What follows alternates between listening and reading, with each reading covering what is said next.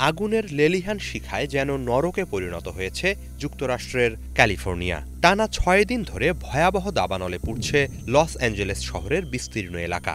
আগামী কয়েকদিনেও এই দাবানল কমার আশঙ্কা নেই। উল্টো ঝোড়ো বাতাসের কারণে এটি আরও বিপজ্জনক দিকে মোড় নিতে পারে বলে গভীর উদ্বেগ জানানো হচ্ছে। এ অবস্থায় সবাইকে অবাক করে দিয়ে চিরবৈরী যুক্তরাষ্ট্রকে দাবানল মোকাবেলায় সহায়তার প্রস্তাব দিয়েছে ইরান। ইরান সরকারের মুখপাত্র ফাতেমে মোহাজেরানি জানিয়েছেন, মার্কিন প্রশাসনকে সাহায্যের জন্য প্রস্তুত তেহরান। মার্কিন ফায়ার ফাইটারদের পাশে থেকে দাবানল নিয়ন্ত্রণে কাজ করতে দ্রুততার ভিত্তিতে জরুরি সেবায় নিয়োজিত কর্মী পাঠাতে প্রস্তুত তারা।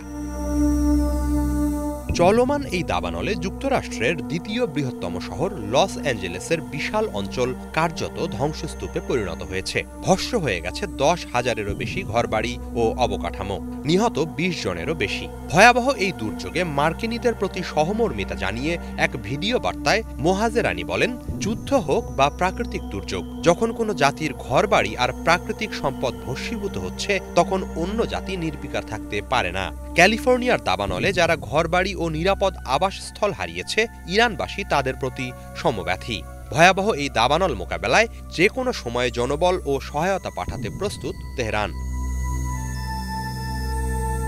এর আগে ইরানের রেড ক্রিসেন্ট সোসাইটি IRCS এর পক্ষ থেকেও ক্যালিফোর্নিয়ার দাবানল মোকাবেলায় জনবল, সরঞ্জাম সহ সব ধরনের সহায়তা পাঠানোর প্রস্তাব দেয়া হয়। এ ব্যাপারে আমেরিকান রেড ক্রসের সিইওর সাথে যোগাযোগ করেছেন IRCS এর প্রধান পীর হোসেন কলিভান্দ। এক বার্তায় কলিভান্দ বলেন, ভয়াবহ এই দাবানল কেবল যুক্তরাষ্ট্রের জাতীয় সংকট নয়, বিশ্বের যে কোনো বিবেকবান মানুষই মানুষ ও প্রাকৃতিক সম্পদের এই বিপুল ক্ষয়ক্ষতিতে আক্রান্ত বোধ করবে। এদিকে চিরশত্রু দেশটিকে ইরানের সহায়তা দেয়ার এই প্রস্তাব অনেকটা অবাক করার মতো বিষয় হয়ে এসেছে আন্তর্জাতিক মহলের কাছে। অনেক বিশ্লেষক বলছেন, ইরান নিজেই অভ্যন্তরীণভাবে অনেক সংকটের মধ্যে আছে। এরপরও যুক্তরাষ্ট্রকে সহায়তা করতে চাওয়ার এই ঘোষণা ইতিবাচক।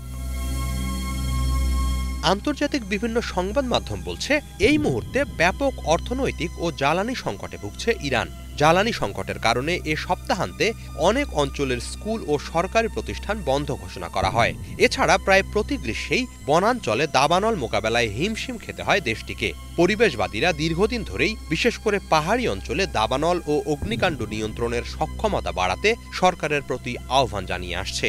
এই পরিস্থিতিতেও ইরান যুক্তরাষ্ট্রকে দাবানল মোকাবেলায় সহায়তা করতে চাইছে।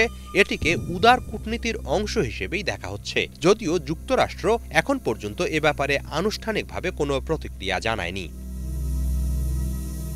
এদিকে ইরানের কট্টরপন্থীদের একাংশ লস অ্যাঞ্জেলেসের নারকীয় এই দাবানলকে মধ্যপ্রাচ্যের যুদ্ধের সাথে সম্পর্কিত করার চেষ্টা চালাচ্ছে।